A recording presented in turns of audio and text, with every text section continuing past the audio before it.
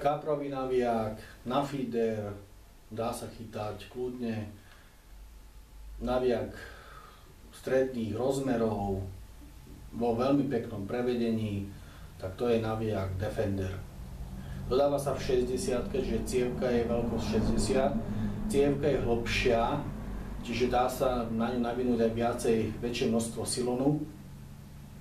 Navijak má takisto aj Bytroner, čiže voľnobežnú brzdu, nastavovanie je v zadnej časti kolieskom, predná brzda, nastavuje sa v prednej časti navijaka. Navijak pekne chodí, prevodový pomer je 481,